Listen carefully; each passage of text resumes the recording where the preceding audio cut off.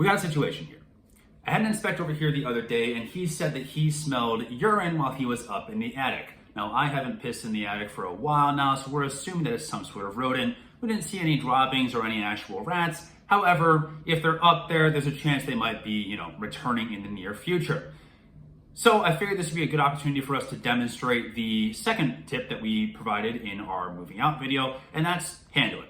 So I'm not a verminator. I got into the internet, I did a little bit of Googling, and so I came up with a little bit of a game plan to handle the situation and figured I'd share it with you guys to give a little demonstration of that tip.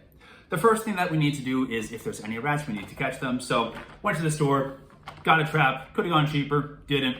Paid a little bit extra so that way I don't have to actually handle the mouse itself, but that's just my own little luxury. So I'm gonna stick this up in the attic, and if they come back, well, we'll get them and hopefully get them out of the house. The second thing we need to do is we need to cover up the smell itself. So I got this little odor ball, odor ban, odor eliminator. I'm sure there's a more specific problem or a product that exists out there to actually handle rat urine. But when I was at Home Depot, this is kind of the best that I found. You take the top off, you stick it up there, and then it hopefully covers the smell. I'm not quite sure how well this is gonna work, but we'll try it out. If it works, great. If it doesn't, then we'll figure out another solution. So that's our plan for handling them inside the house itself, but we need to make sure that we're plugging up the holes that they're actually coming into. So I did a little inspection of the outside and found a couple of areas that I figured a rat can probably get through there. So we're gonna go through and plug those up with a couple of steps. The first thing we're gonna do is we're gonna take some steel wool, take it outside, throw it into the holes itself, and hopefully start to block up some of the actual entryways.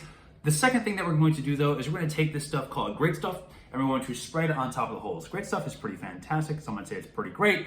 You spray it into the crack, it expands, it solidifies, and that way, kind of seals up those holes. Now, Great Stuff alone isn't going to actually stop a determined rat. Mice are pretty, tenacious creatures, but what it will do is it'll tell us if the mouse is trying to come back or not.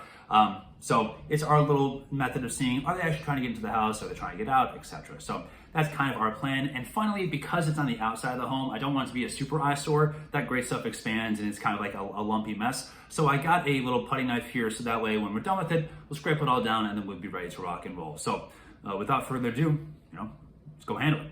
The traps came with 4 of these bait stations here. So instead of hoarding onto them, I think I'm gonna put 2 up in the attic and then might spread 2 around here in the actual house. I haven't seen them around the house, but it's better to be safe than sorry. I have the stations, it's better than sitting in my closet. So let's spread them around a little bit, get rolling.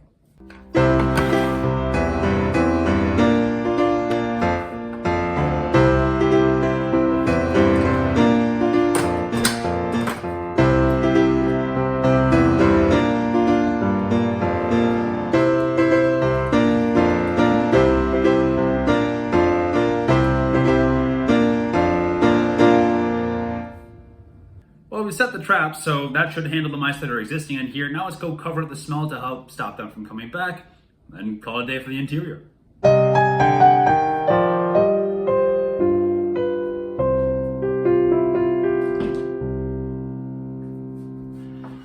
One note about the Great Stuff while we wait for the rain to calm down here, it's extremely sticky, so do be careful with it if you end up going with it yourself. Just be aware, try not to get it on your hands. If you do use it and you're not comfortable, wear gloves, you'll thank me later.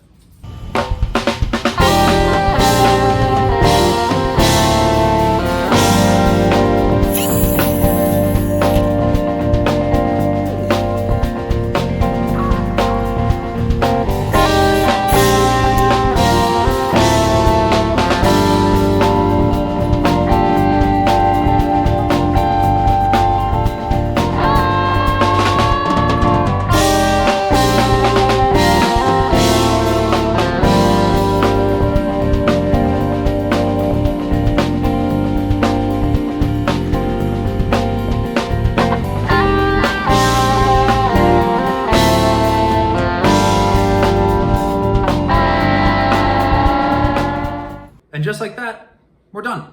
Of course, the news that there's probably a rodent living in your attic is not exactly cause for celebration. However, we've solved the problem at the cost of a trip to Home Depot, about 20 bucks worth of materials, and about 5 minutes worth of effort.